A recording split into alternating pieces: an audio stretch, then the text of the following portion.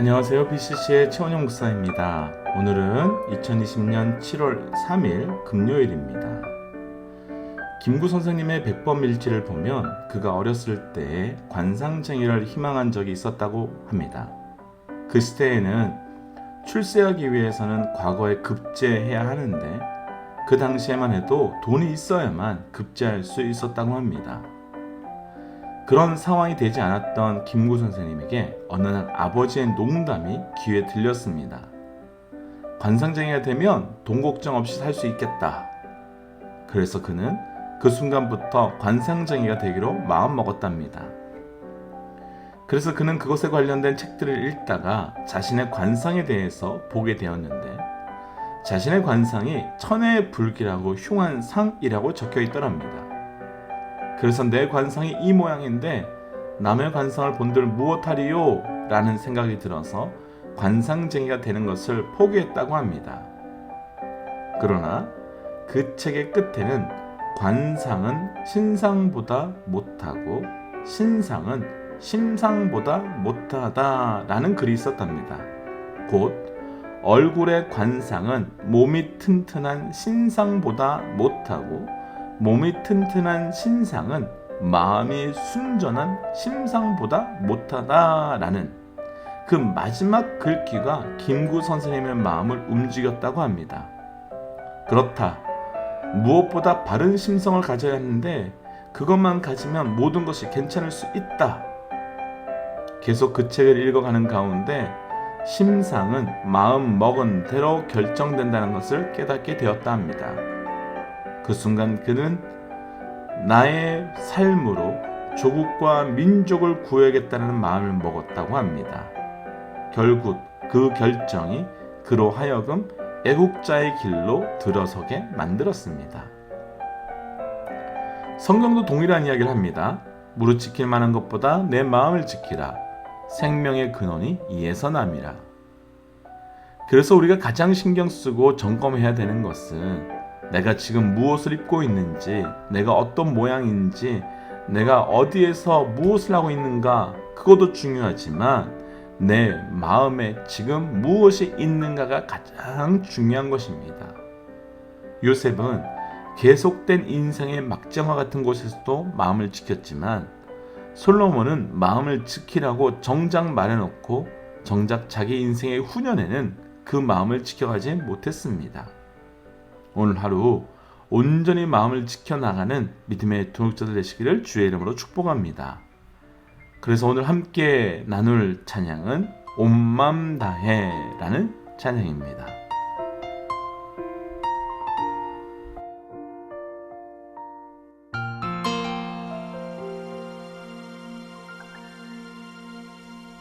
주님과 함께하는 이 고요한 시간 주님의 보좌 앞에 내 마음을 쏟네 모든 것 아시는 주님께 감출 것 없네 내 맘과 정성 다해 주 바라나이다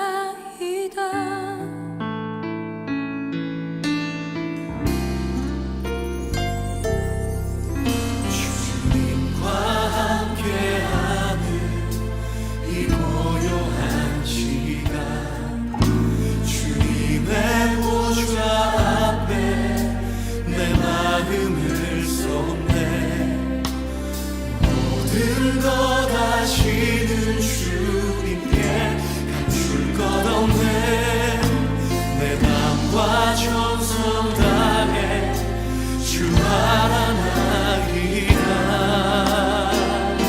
온 맘 다해 사랑합니다 온 맘 다해 주 알기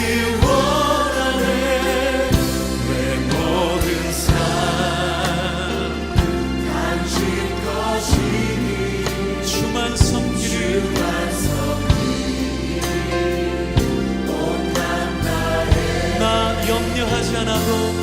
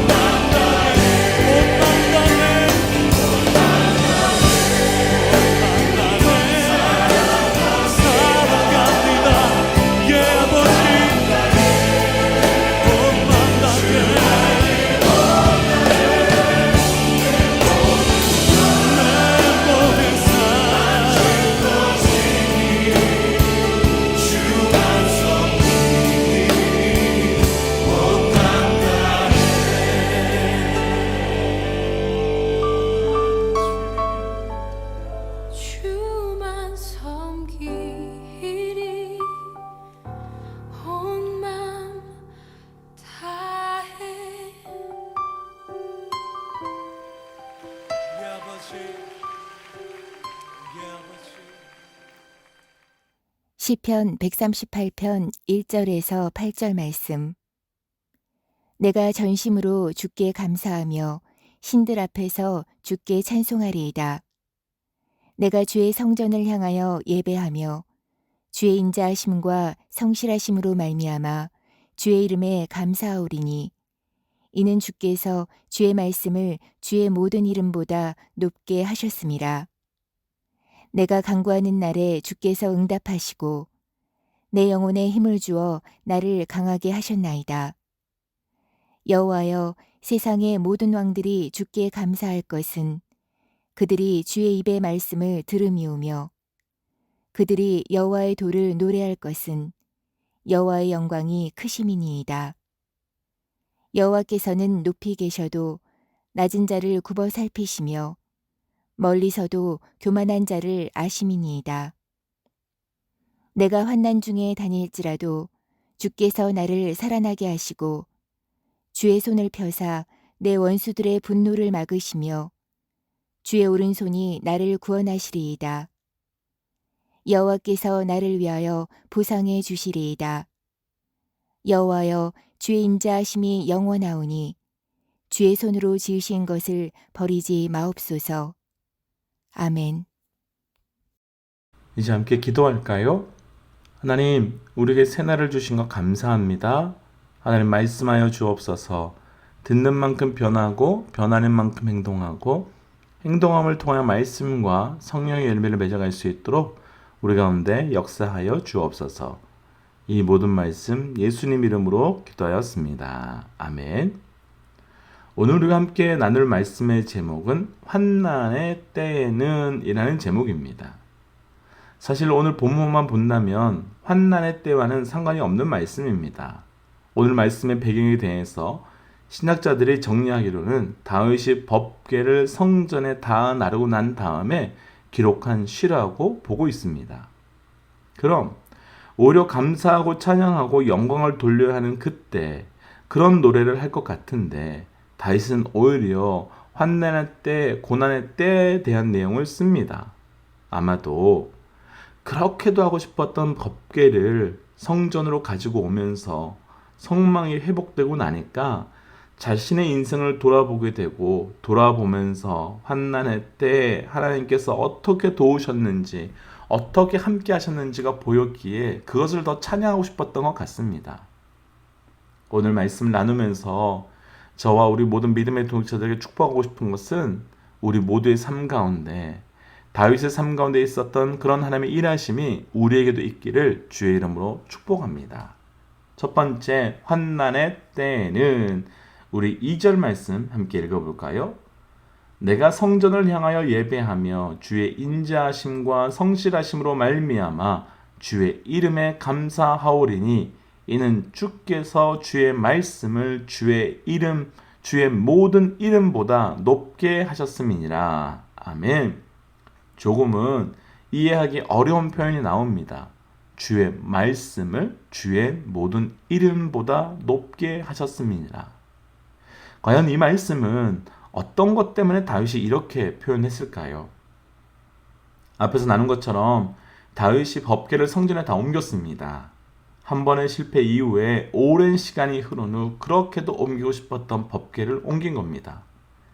이미 아시는 것처럼 다윗은 법궤가 성전에 들어갈 때 얼마나 기쁘고 감사했는지 옷이 벗겨질 정도로 춤췄습니다. 그렇게도 하고 싶었던 것을 하고 난 다음에 자기의 인생을 돌아보니 아버지로부터도 인정을 받지 못했던 내가 이렇게 왕이 된 것이 어떻게 된 것인지 다시 한번 생각해 보니 하나님께서 내게 주신 말씀 그대로 자기의 삶이 이루어진 것을 깨닫게 된 것입니다. 내게 주신 그 말씀이 완전히 이루어진 것입니다. 그때 다윗이 말합니다. 주의 말씀을 주의 이름보다 높게 하셨습니다. 이 말씀을 원어에 가깝게 풀어본다면 하나님의 이름 위에 하나님의 말씀을 가장 크게 하셨다는 겁니다. 하나님의 이름은 참 많습니다. 준비하시는 여호와 이레, 치료하시는 여호와 라파, 승리하시는 여호와 니시 등등 정말 많습니다. 그런데 다윗은 자신의 삶을 돌아보니 말씀을 성취하시는 그 하나님의 이름이 가장 크다는 겁니다. 여러 하나님의 이름 중에 성취하시는 하나님의 이름이 약속대로 이루어지는 그 하나님의 이름이 가장 크다는 겁니다. 내 삶이 고난이 그리도 많았고 환난도 그렇게 많았는데 어떻게 이렇게 되었을까요? 하나님께서 주신 말씀 그대로가 내 삶에 다 이루어졌다는 고백입니다. 오늘 말씀에서 나누고 싶은 첫 번째, 환난의 때에는 말씀이 성취되는 때입니다. 사랑하는 믿음의 동역자 여러분, 우리의 삶에 환난의 때에는 말씀이 성취되는 때임을 믿고 선포하시기를 주의 이름으로 축복합니다. 그럼 왜 환난의 때를 통해서 말씀이 성취되는 걸까요? 축복의 때, 은혜의 때 말씀이 성취되면 더 좋을 텐데 왜 환난의 때를 통해서 말씀을 성취시켜 나가시는 걸까요? 하나님의 말씀과 내 뜻, 하나님의 길과 내 길, 우리는 이런 두 부류 가운데 무엇을 따라가기가 쉬울까요? 당연히 내 뜻, 내 의지입니다. 고난은, 환난은 우리가 살아가는 걸음이 내 뜻, 내 의지대로 되지 않는 것이 고난이고 환난입니다.